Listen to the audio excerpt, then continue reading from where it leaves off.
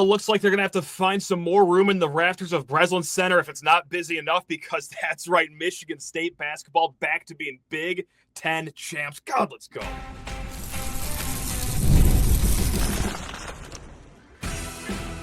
You are Locked On Spartans, your daily podcast on the Michigan State Spartans, part of the Locked On Podcast Network, your team every day. Today's episode of Locked On Spartans is brought to you by the all-new 2025 Nissan Armada. Stay with us for the Armada Team of the Week later in this episode. Spartan friends, Spartan family, Locked On Spartans listeners, what a joyous episode here of Locked On Spartans. Your team in green and white 5 days a week because, yes, Michigan State, thanks to Maryland earlier in the week, thanks to Illinois, has at least clinched a share of the Big Ten regular season titles. That's what I'm talking about. And yeah, sure, Michigan State got some help from those Terrapins, from our brethren, the Fighting Illini, but let's make no mistake about this. This title is the definition of earned, not given, okay? To have just three losses at this stage in the Big Ten season after another rock fight, dog fight, whatever you want to call it, season of a Big Ten year, it's remarkable. And it is a testament to the guy in charge of it all, Tom Izzo, the guy who went into last offseason saying that, well, we're going to get back to the top or I'm going to die trying. Guys, I think he did it. And luckily he's still with us right now and also has 11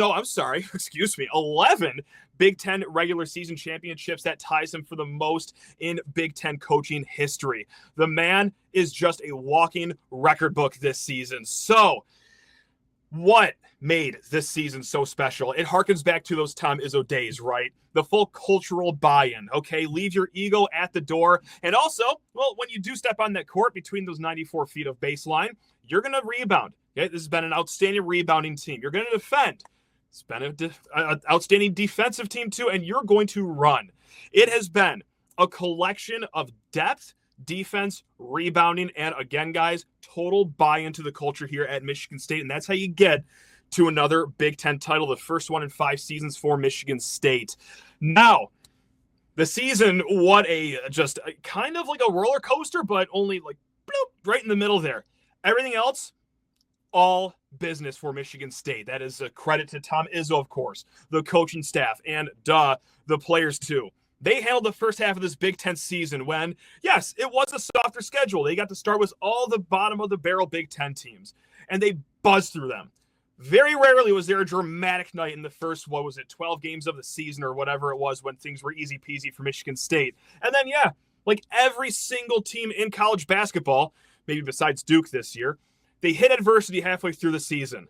And that can go a lot of ways. We've seen it go some bad ways here in Michigan State's past, of course, especially in recent history when the going gets tough. It's only going to get a little tougher, it looks like.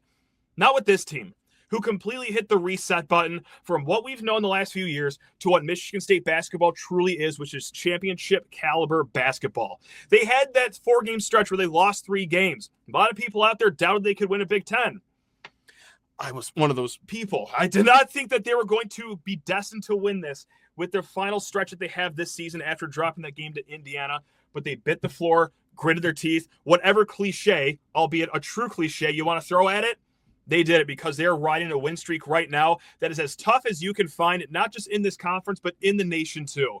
Beating top 20 teams, starting this win streak at Illinois, oh my goodness gracious, down 16 points in a hostile atmosphere, and then rallying. Something they've been doing throughout this win streak, finding themselves in a hole, kind of like they did during that 3-4 game stretch there, found themselves in a hole, but just like they've done ever since, dug themselves out of it. So we're going to be talking a lot about this team in episodes to come. After the game tomorrow, hopefully they can get a soul share. Of course, we all want to be the only team on top of the Big Ten, but at the very least, guys, we're getting Big Ten championship shirts. It's beautiful. For the first time in 5 years, Michigan State basketball truly seems to be back, and this team deserves to be remembered forever for what they've done, resetting this program to what we have known. Again, huge shout out to the players, huge shout out to the coaches.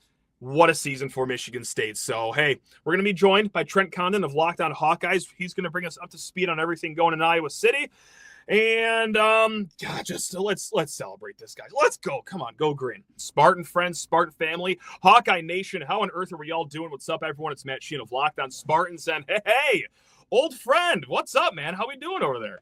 It's going well. Basketball season, at least men's basketball, has not gone very well for us. And an end perhaps of an era. Very well could be the final game, not just for the seniors, Peyton Sanford and the like, but very well could be the end of Fran McCaffery. I know we're going to talk about that plenty here today, but it's a matchup that's always fun. There's been some memorable games in the past, and maybe we'll go down memory lane a little bit. But you guys have your sights set on some bigger things than just a regular season matchup. We do, and for full transparency, we're recording before this Michigan-Maryland game, so hopefully the Terrapins can already, clinch that share of a Big Ten title for us, Michigan State Spartans. But regardless, whether Michigan State's playing for a share of the title, whether they're playing for the outright title, there's many stakes that are plainly obvious for Michigan State right now. But let's start with your Hawkeyes right now, because it's in the balance right now whether you'll make the Big Ten tournament. Of course, the last three teams in the standings, they get left out. Is it easy as that, or is there something else that's at stake here for Iowa? Yeah, I think in the simplest terms, it's that. And the crazy thing is, Iowa could pull the upset against Michigan State. You think that just an absolute monster win for the program, do it on senior day, pull this big upset, and yet still not qualify for the Big Ten tournament. Yeah, right. That's still the way that it sets. It's really going to come down to what happens on Sunday in their finale over in Lincoln against the Huskers, and we know how good they are over at Pinnacle Bank. So it's crazy in this tight race at the bottom and teams jockeying, trying to get into the position. A win against Michigan State gets them absolutely nothing. They'd still have to win again. But here's the other crazy part. If they'd pull the double shocker and win both of these games, they get all the way up to the 11th seed in the Big Ten tournament. Crazy. So wow. It goes from a win against Michigan State means nothing to a win against Michigan State and Nebraska gets them all the way up to the 11th.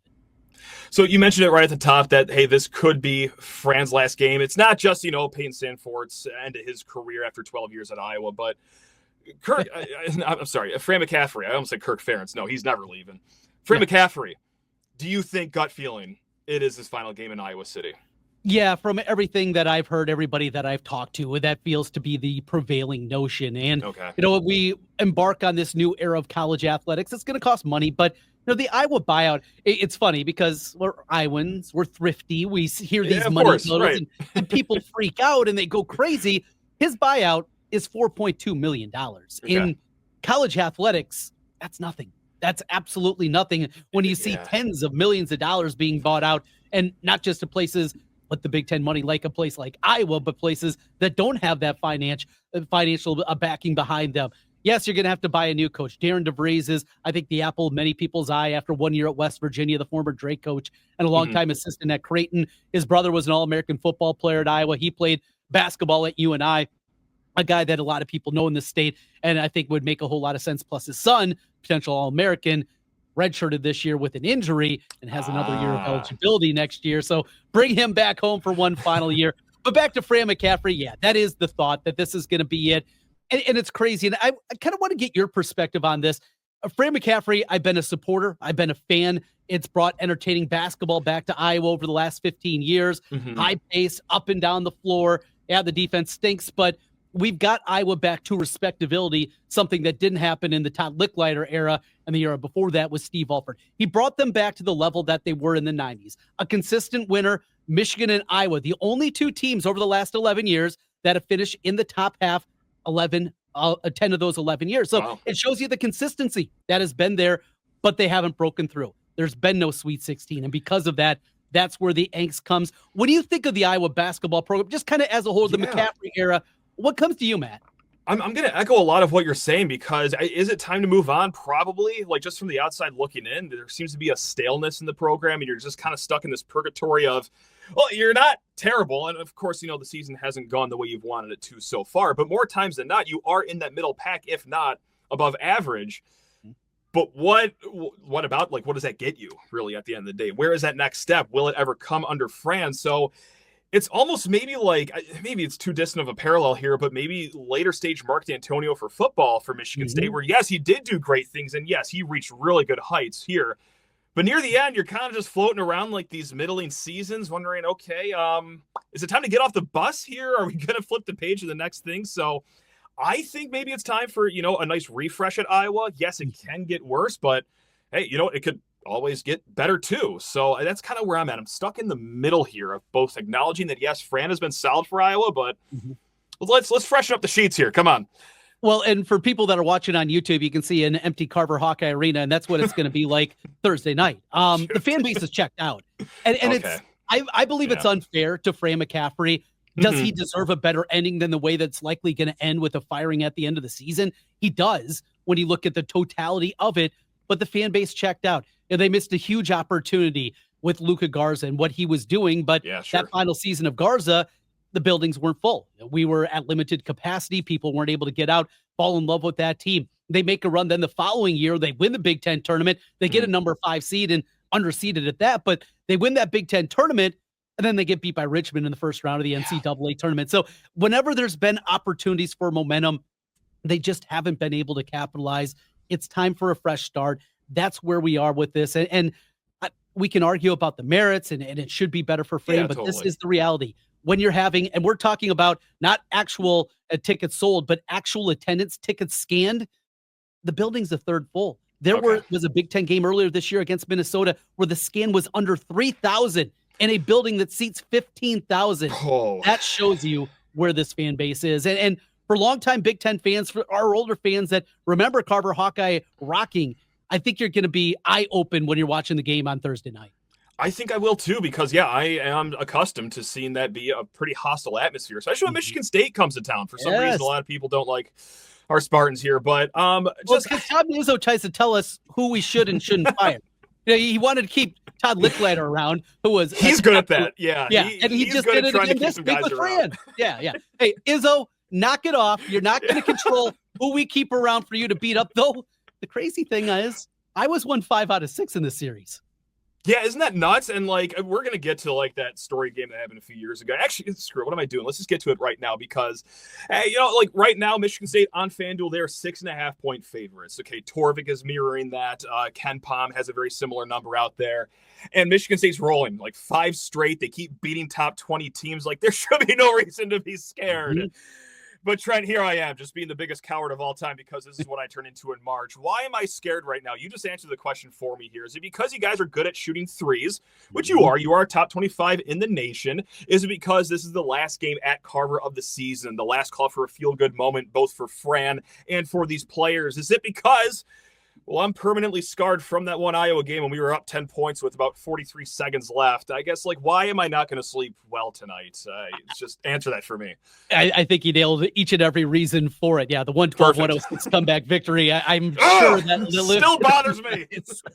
Of many people as Fran stared down the official at the end. And it was a good memory for us here, but certainly not on that part. Yeah, Iowa can score. And it's college basketball. You know this. We saw it in our state just a week and a half ago. Iowa State was playing really well. They go down to a terrible Oklahoma State team, and they get beat. It happens in college basketball. The way Iowa can shoot it, Sanford playing his final game, Evan Bronze, he's a guy that's come on here lately, an Iowa City kid that started his career at Belmont, came back to Iowa City. He's been playing well. It's senior day. Goofy things happen. College basketball, goofy things happen. Everything tells us analytically, just our eyeballs, that Michigan State should win this thing convincingly, but it's college hoops, so you can just sit there and angst before tip-off. I always go back to this Indiana game that just happened this year for Michigan State. Okay, we're 12-point favorites. If they win, Tom Izzo unseats Bob Knight as the all-time winningest coach in the Big Ten. How could things go wrong? And oh my God, did they go wrong that night, Trent? So just when you think everything's going smooth, here comes a giant hammer for you. I'm sorry to project my crippling anxiety on the rest of the Michigan State fans, but the story. MSU's hot. They play good defense. Iowa, strong offense, not so good at defense. MSU should win this game, but that's life in college basketball. We'll flip the script here in a hot second. Trent's going to grill me about Michigan State, but first need to talk everyone's ears off about Nissan. The Armada Team of the Week is brought to you by our friends at Nissan and the 2025 Nissan Armada. Each week, our Locked On College Basketball experts are picking one team that stands apart from top-seeded stars to the unexpected upsets. These guys showcase the strength and sheer power needed to push their team forward. My goodness gracious. This team of the week, the Houston Cougars. Since joining the Big 12 last season, the Cougars have gone a combined 33-4 in conference games, winning the regular season title by multiple games both years. Now, when it comes to the Nissan Armada, they say go forth and conquer. That's exactly what the Houston Cougars have done here. It's clear that our team of the week is out here ready to conquer the road ahead with confidence, just like you can in the all-new Nissan Armada or any of Nissan's outstanding vehicles. Take the Nissan Armada, Rogue, or Pathfinder and go find your next big adventure. Shop NissanUSA.com. All right, what do you want to know about our red-hot Spartans? And God, I hope they stay red-hot. Just don't make this last weekend dramatic, guys. Sorry, I'll stop. I understand. You got Sunday looking ahead, and maybe that's another angle, that look-ahead factor that you kind of worry about from the Michigan State perspective. I think there are a lot of things that just in general kind of concern you about this matchup with them. Mm-hmm. I want to start, though, kind of big picture. And coming into the year, all right, Michigan State's going to be good. Okay, Michigan State's always good. What's different? And that's my question now, because I see this team. They've had a successful year, regular season championship, very attainable for them. What is different with this Michigan State team? What can be different when we get to the NCAA tournament? What's different is more of the same that we've known from the old Tom Izzo teams. You know, the defending, okay? They're really strong defensively. Top 15 in adjusted efficiency. They're holding, I think it's 6 teams under 70 points straight right now. They are holding teams ice cold from behind the arc, okay? Like, that's a staple of Michigan State basketball. Another one, rebounding. You want to look at rebounding percentages? Michigan State is top 20, both offensive and defensive. Jackson Kohler, the guy that's spearheading all of that. And they've only been out-rebounded in 2 games so far this season. So it is defending, it's rebounding, and it is running. All right, we have really strong guards. Jeremy Fears, he likes to push the pace. You got Jace Richardson, who's come along late. Jaden Akins, who, please, Jaden, I know you've been slumping for the 8 games before last one, but he caught fire in the first half against Wisconsin. If you can keep that going, combine that with Trey Holloman, the best guy from 55 feet away from the hoop in the conference.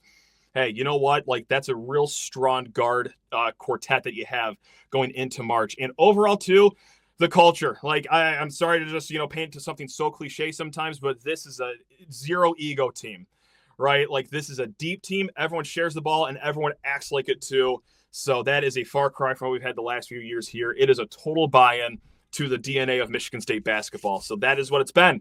So the new thing is that we're doing it throwback, baby. It's the best. I love it.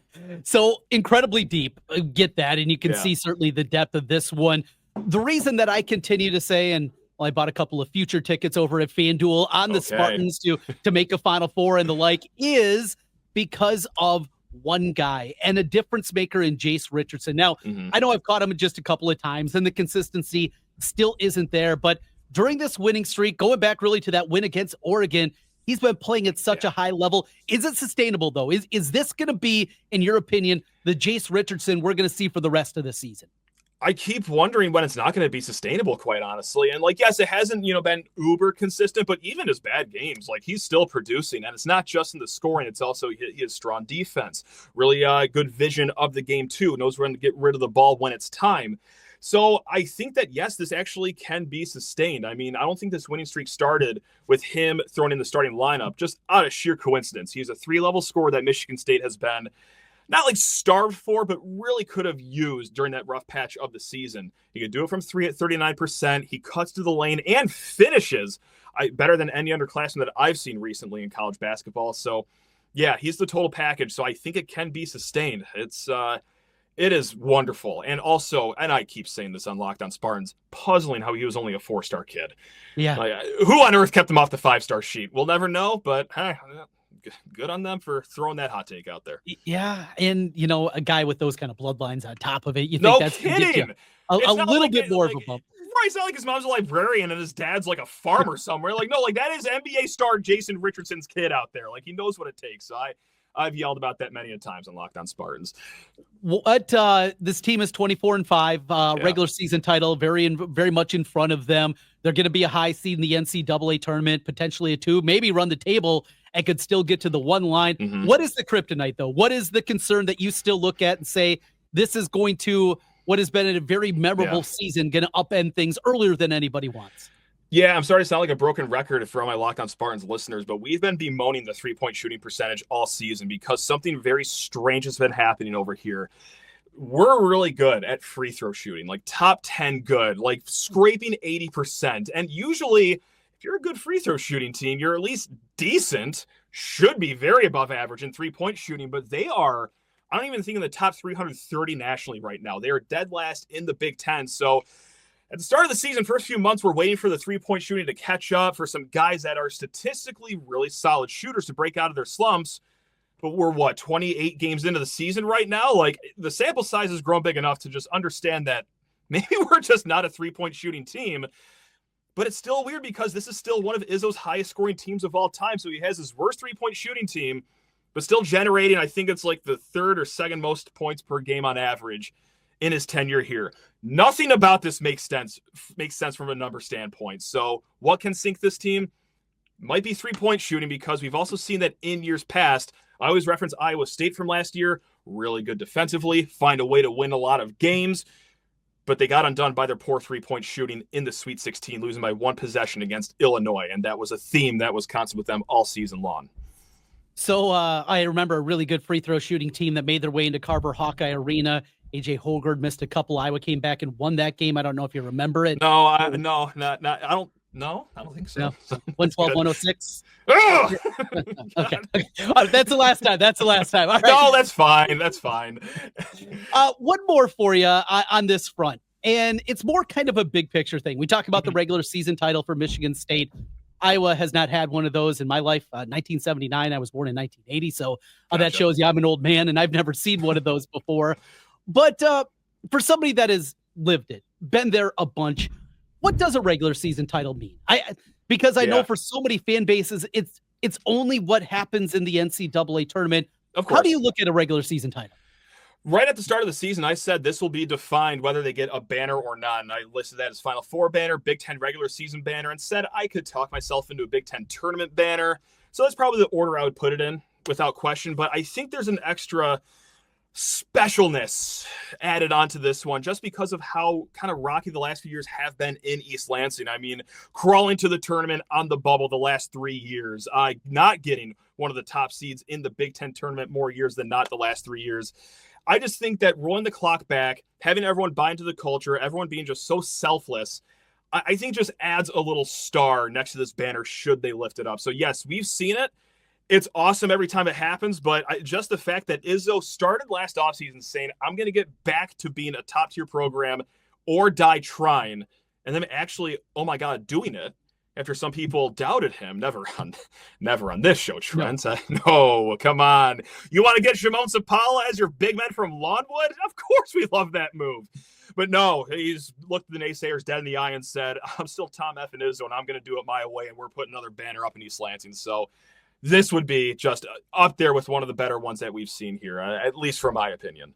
So taking this another step further, and the Big Ten as a whole this year, do you believe that Michigan State's battle tested? We've talked about this on my radio program a lot with the ACC and the questions about Duke. Are they battle tested? Are we having the same kind of conversation we have with Gonzaga a lot of years? When you look at Michigan State, obviously they always challenge themselves in the non-conference, but through the rigors of the Big Ten, how do you see this league as a whole and how ready they are when they're going up in the Sweet 16 against a Texas Tech team coming out of the Big 12 or facing one of these behemoths out of the SEC? Are they tested playing this Big Ten schedule? I think so, because it's not just the win streak they're on, but what has happened within that win streak. Like, you're down 16 points at Illinois in the first half. They come back and win that game by double digits. Purdue, they're up, I think it was 8 or 9 points in the first half. Michigan, they go on an 18-0 run or whatever it was to take an 11-point lead in the first half. Wisconsin, that was a total rock fight between two teams. You want a rockier rock fight? The Maryland game, for example. So this win streak has been fun, but it has also been fascinating and almost reassuring to just see what they have done within these games to dig themselves out of holes. Because there's nothing better than overcoming adversity, especially self-inflicted adversity. And sometimes, sure, it was just the other team was playing really good, but other times, well, Michigan State's going on these scoring droughts, and do they want to score the rest of the game? And, well, sure enough, they rally, and they find a way to do it. So it's a great question. Big Ten, this isn't the strongest year you've seen from them, but just the way that Michigan State has done it within these games in the win streak, I'm confident. I do think that this team is a battle-tested squad. We got Matt and Trent with you, crossover edition, Locked On Spartans and Locked On Hawkeyes, talking hoops. I want to talk one more thing. We're going to get into some football. I don't think you want to talk about the Big Ten wrestling tournament coming up this weekend. I'm not going to necessarily. Right. Thanks, appreciate that. Me and Seiko with Penn State, we did a crossover on that one. I figure you probably didn't need to be involved there, but there is a potential we're going to see Michigan State Iowa rematch in women's basketball at the Big Ten tournament. So we'll get a quick thought on that. A lot of football talk, little basketball as we continue. Crossover edition, Locked On Hawkeyes and Locked On Spartans. All right, back with you one final time on a crossover edition. Trent and Matt with you. You can find Matt at Sheehan Sports. You can find me at Trent Condon.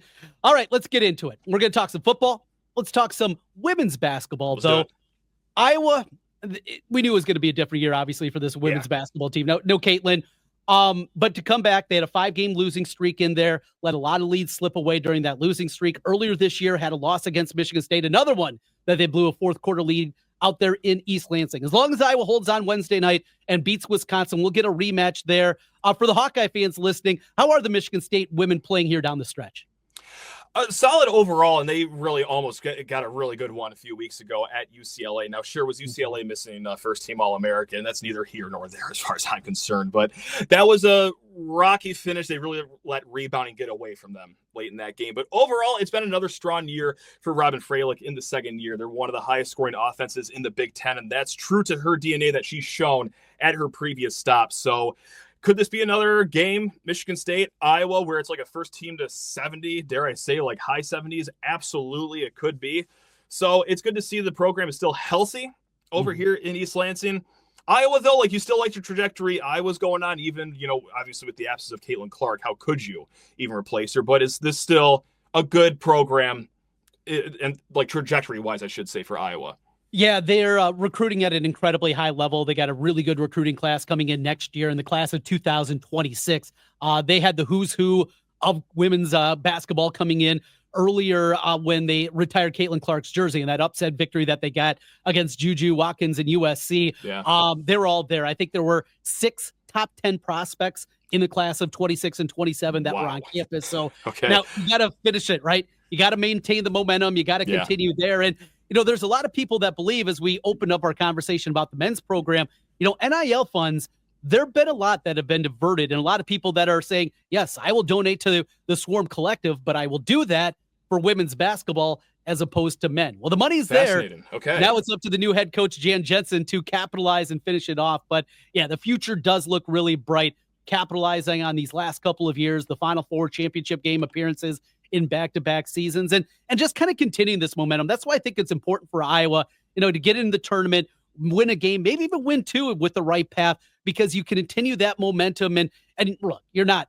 obviously UConn, you're not South Carolina, you're not even Tennessee, but in order to get there, you got to have a starting point. You got the starting point. We'll see if the women can capitalize on it. And let's look to football really quick. We're not going to spend, a ton of time on this, but our teams do meet up in November, and we met up last year. Yeah. Michigan State looked outstanding, and then when both teams left, one of them finished the season at 4-1, defiantly went to a bowl game, and the other one just stumbled to 1-4. I cannot believe that's how things went after our meeting there, because Michigan State looks so good, and I've said it on Locked On Spartans, like, as fun of a win as that was, I'm almost like as annoyed by it, because where the hell did that team go after the game? Whatever. Oh my God. That game is still so befuddling, and it was because Iowa didn't tackle.